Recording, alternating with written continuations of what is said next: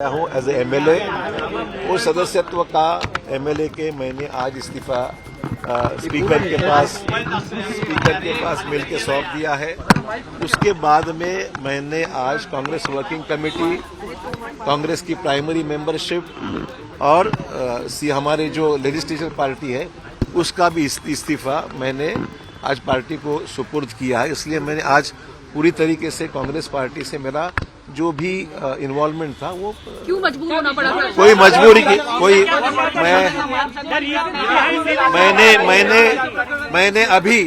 मैंने अभी तक कोई भी पार्टी में शामिल होने का फैसला नहीं लिया है। मेरे सामने अभी 2 दिन बाकी है। 2 दिन के बाद मैं मेरी जो राजनीतिक भूमिका है वो स्पष्ट करूंगा। कहा जा रहा है 15 को आप शामिल होंगे बीजेपी में, जो अमित शाह होंगे।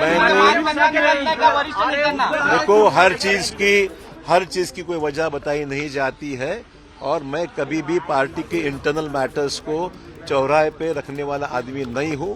जब तक था पार्टी का ईमानदारी से कल तक मैं प्रदेश कांग्रेस में मीटिंग में हाजिर था और मैं कल शाम से मैंने अपने आप को वहां से कई नेताओं में नाराजगी है, कई नेताओं में नाराजगी है।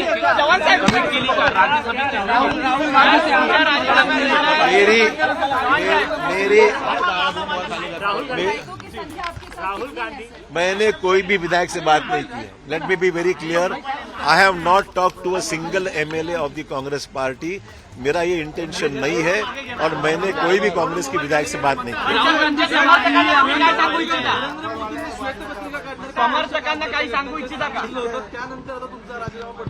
नहीं, इसका कोई कोरिलेशन नहीं है। प्राइम मिनिस्टर ने जो भी बातें कही है ठीक है, एज ए प्राइम मिनिस्टर उनको जो भी कहना उन्होंने कह दिया है। इसका और मेरे रेजिग्नेशन का कोई 12 नेताओं में नाराजगी बताई जा रही है, 12 नेताओं में नाराजगी बताई जा रही है कि वो भी छोड़ सकते हैं। मिलिंद देवरा गए, बाबा सिद्दीकी गए, तो कोई जो वजह है वो क्या है? कॉमन वजह बता सकते हैं? I have no complaints about everybody. It is not fair on my part to complain publicly about. There are some party issues which I think मैंने ऐसी कोई भी मेरी मांग कहीं भी रखी नहीं है। कोई भी पार्टी के साथ मैंने ऐसे कोई डिस्कशन नहीं किया है और मैंने अभी कोई भी पॉलिटिकल पार्टी से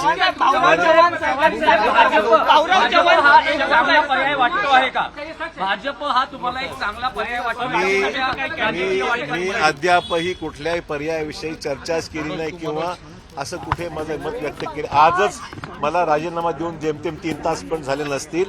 आई will take my own time to take a decision. मैंने अब तक कोई भी फैसला मैंने लिया नहीं।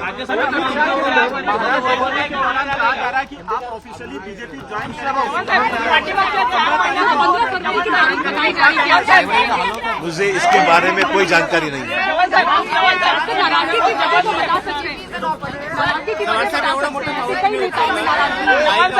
सर, कल संजय निरुपम भी बात कर रहे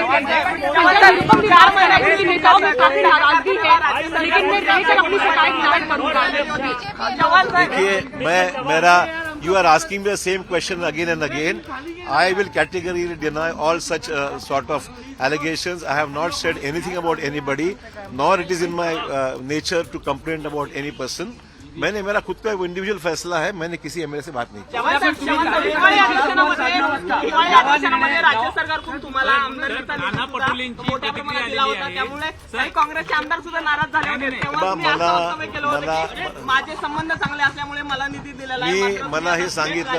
मला हे जाहीरपणे सांगितलं पाहिजे। मी राज्याचा मंत्री असताना सुद्धा इतर पक्षातल्या भाजप सहित इतर पक्षातल्या आमदारांना सुद्धा विकासात्मक कामासंदर्भात मदत केलेली आहे। मी कधीही भेदभाव असा केलेला नाही।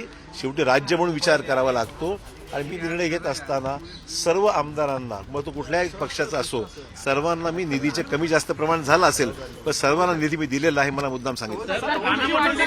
तो अशोक चौहान को आप सुन रहे हैं। अशोक चौहान जिनकी तरफ से मीडिया के सामने आकर जानकारी दे दी है कि चाहे विधायक का पद हो या फिर कांग्रेस पार्टी के जितने भी पद हो, सबसे इस्तीफा दे दिया है अशोक चौहान ने। अब वो कांग्रेस पार्टी के सदस्य नहीं है। प्राथमिक सदस्यता से भी कांग्रेस पार्टी की इस्तीफा दे दिया है अशोक चौहान ने। फिलहाल किसी पार्टी को ज्वाइन नहीं किया है। कल तक स्थिति साफ कर देंगे, ये भी बात मीडिया के सामने दोहरा रहे हैं अशोक चौहान। कांग्रेस छोड़ने की वजह को लेकर कुछ भी कहने को अभी तैयार नहीं, किसी से कोई शिकायत नहीं, ये कह रहे हैं। साथ ही कह रहे हैं कि पार्टी के एक अनुशासित सिपाही के तौर पर मैंने कल शाम तक काम किया है और अगर कोई शिकायत होगी भी मुझे तो वो मैं मीडिया के सामने तो आकर नहीं रखूंगा। फिलहाल आगे की क्या रणनीति रहने वाली है, आगे सियासत अगर करेंगे तो फिर किस राजनीतिक दल का दामन थामेंगे, इस सवाल के जवाब में कह रहे हैं इंतजार कीजिए, कल तक स्थिति साफ करूंगा। अभी तक मैंने कोई फैसला लिया नहीं है, मैंने किसी के सामने कहीं कोई मांग भी नहीं रखी, अभी किसी पार्टी से कोई चर्चा नहीं की, ये कहना है अशोक चौहान का। कल तक का इंतजार कीजिए, कल तक स्थिति साफ हो जाएगी, ये अशोक चौहान कह रहे हैं। हालांकि सूत्र ये बता रहे हैं कि बीजेपी के साथ बात पक्की है। सूत्र ये बता रहे हैं कि बीजेपी में शामिल होंगे अशोक चौहान और अकेले नहीं, अपने साथ 10-12 कांग्रेस के और विधायकों को लेकर जाएंगे अशोक चौहान। मतलब कांग्रेस पार्टी को जोर का झटका जोर से देने की तैयारी में है अशोक चौहान।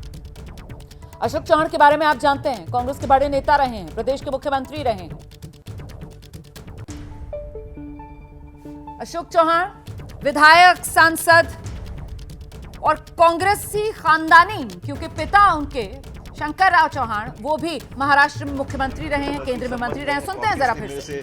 मेरे को चाहते हैं, उनका फोन आए थे but I did not respond at the moment because आज जो फैसला हो चुका था उसमें कोई जरूरत की बात तो थी नहीं। चव्हाण साहेब, तुमच्याबरोबर इतर काही काँग्रेसचे आमदार देखील जातील अशी जी चर्चा आहे ती किती खरं आहे? मी तुम्हाला सांगितलं कोण काय करेल हे मला माहित नाही, पण जिथे माझी भूमिका आहे मी कुठल्याही आमदारांना संपर्क साधलेला नाही।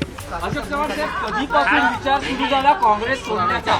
नेमकं तुम्ही या विचारापर्यंत आलात, कधीपासून तुमच्या मनात हा विचार सुरू होता की काँग्रेस सोडण्याचा? हर चीज बताई नहीं जाती। कितना भावनात्मक सवाल अभी आपके लिए कितना भावनात्मक। जैसे ही घड़ी का काटा दोपहर 2:30 पे आए, बबीता जी का दिल सास बहू साजिश के लिए मचल जाए।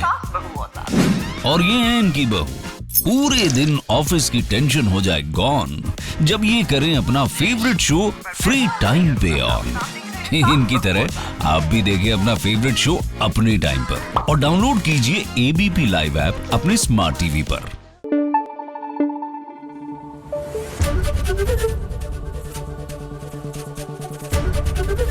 एबीपी न्यूज आपको रखे आगे।